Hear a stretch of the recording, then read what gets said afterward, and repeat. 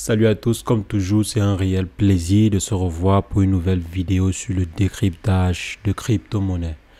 Alors, les amis, les États-Unis risquent de devenir le pôle mondial des crypto-monnaies.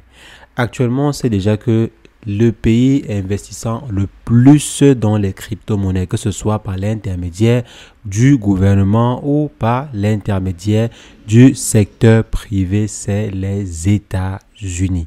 La plupart des gros investisseurs actuellement sur le secteur des crypto-monnaies sont soit américains ou sont une industrie installée aux États-Unis. Donc le gouvernement américain pèse déjà lourd actuellement aussi sur le secteur des crypto-monnaies et on a eu à voir que les décisions prises aux États-Unis peuvent avoir un impact considérable sur le secteur des crypto-monnaies.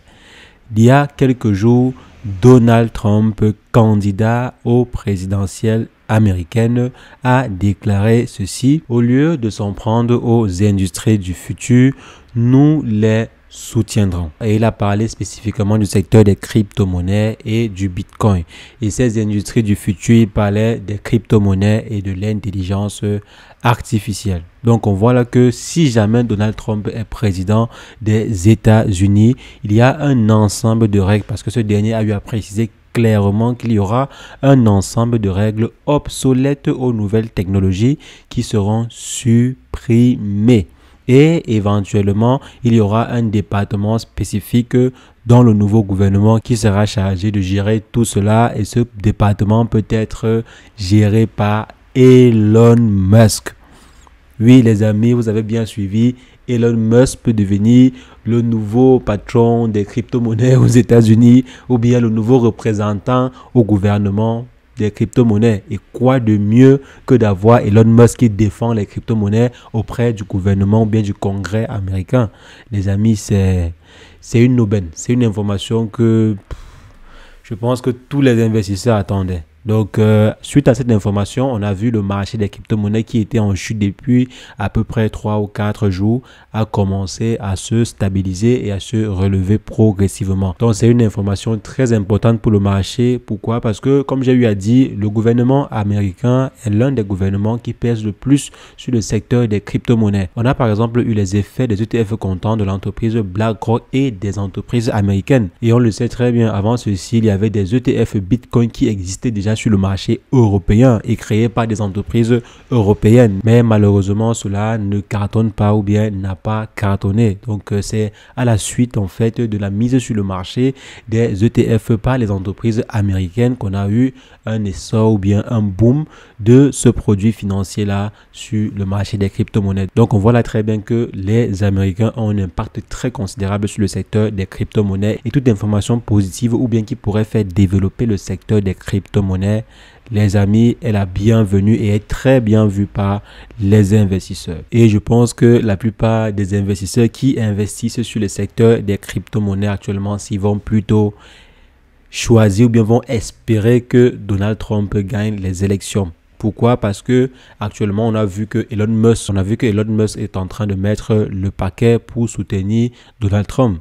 Et on sait très bien que Elon Musk est pro-crypto-monnaie. Il est tellement pro-crypto-monnaie qu'il a déjà eu à influencer Donald Trump en ce qui concerne sa position sur le secteur des crypto-monnaies. C'est vrai, au départ, il y a de cela quelques mois, quand on posait par exemple les questions à Donald Trump de savoir quelle est sa position sur les crypto-monnaies, il disait ce n'est pas mauvais en soi, c'est une bonne chose. Lui-même, il a déjà eu à opérer sur le secteur des crypto-monnaies. S'il est président, on lui posait en fait la question de savoir si, lorsqu'il sera président, est-ce qu'il va légiférer les crypto-monnaies ou bien il va bannir les crypto-monnaies. Il disait qu'il ne va rien faire qui ira à l'encontre de l'évolution de la solution en question, mais qu'il va se concentrer beaucoup plus sur l'évolution du dollar. Donc, il ne va pas autoriser une solution qui va détruire le dollar américain, mais qui va plutôt, disons, améliorer la puissance du dollar. Donc là, c'est les propos que ce dernier tenait lorsqu'on lui posait des questions par rapport au Bitcoin ou bien par rapport aux crypto-monnaies. Mais le 5 septembre qui est passé, ce dernier a eu à préciser de façon très claire qu'il va supprimer certaines lois qui empêchent l'évolution des crypto-monnaies ou bien l'évolution de nouvelles technologies. Et il va également transformer les États-Unis en un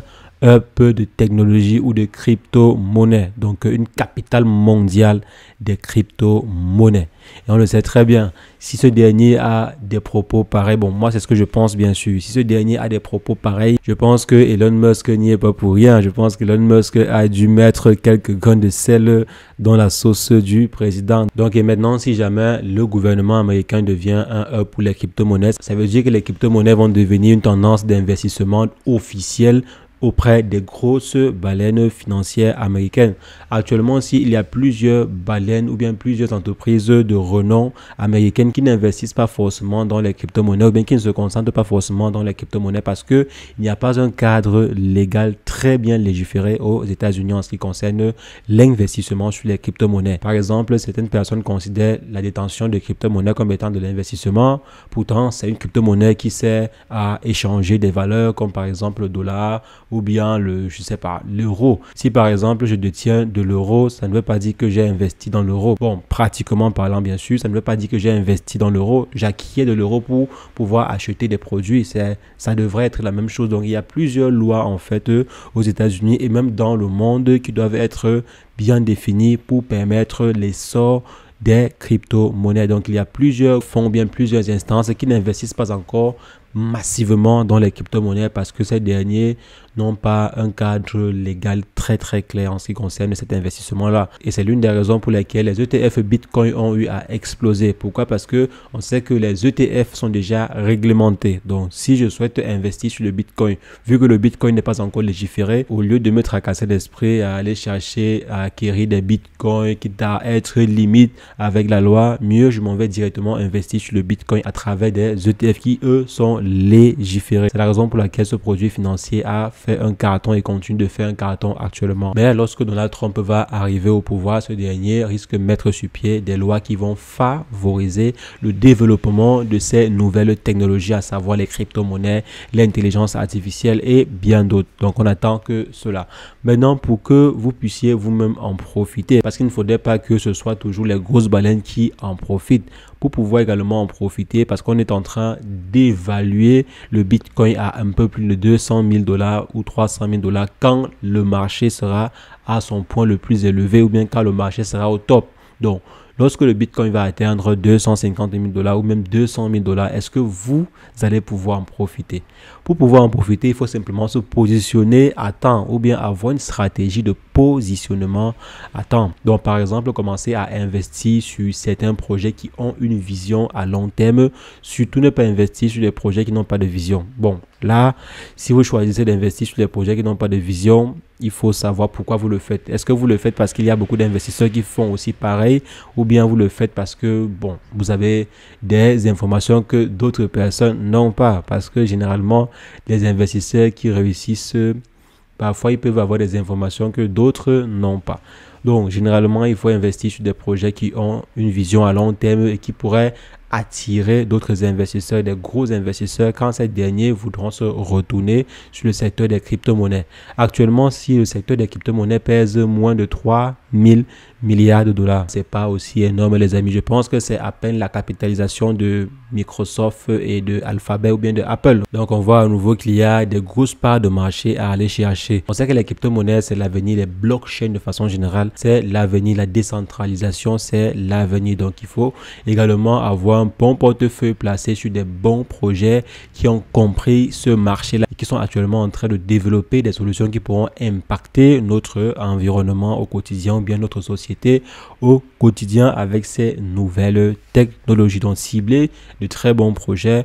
On a eu déjà à décortiquer un bon ensemble de projets sur la chaîne. Je vous invite simplement à aller scroller et voir les différentes vidéos que nous avons faites sur les projets assez intéressants, que ce soit sur l'intelligence artificielle ou sur d'autres projets sur lesquels il faudrait investir. Mais si vous ne voulez même pas trop réfléchir, si vous ne voulez pas vous tracasser la tête, ce que vous pouvez faire, c'est quoi? C'est choisir les projets dans le top 10 ou dans le top 20 et investir sur ces projets. Généralement, quand le marché va exploser, tous ces projets du top 10 ou du top 20 auront un retour sur investissement similaire à celui du marché. Ça veut dire que si le marché est en train de prendre plus de 10% ou 15%, le top 10 ou le top 20 aura un comportement minimum de ce 10 ou 20% là, généralement. Donc, si jamais vous choisissez d'investir, bien si vous ne voulez pas trop vous tracasser l'esprit à réfléchir sur quelle stratégie il faut avoir, sur quelle thématique, sur quel projet il faut investir, vous pouvez simplement choisir ce top 10 là et investir dessus. Parce que même les gros investisseurs, quand ils voudront investir,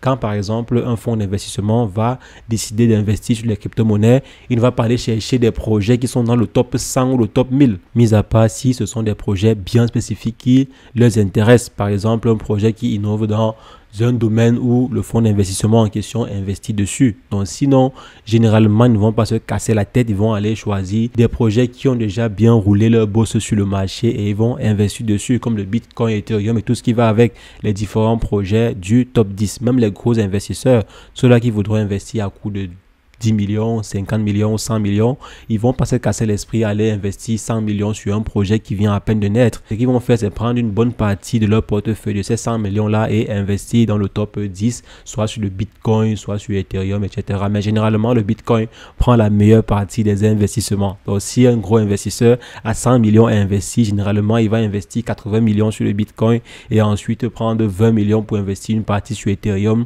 l'autre sur tel autre projet, etc., etc.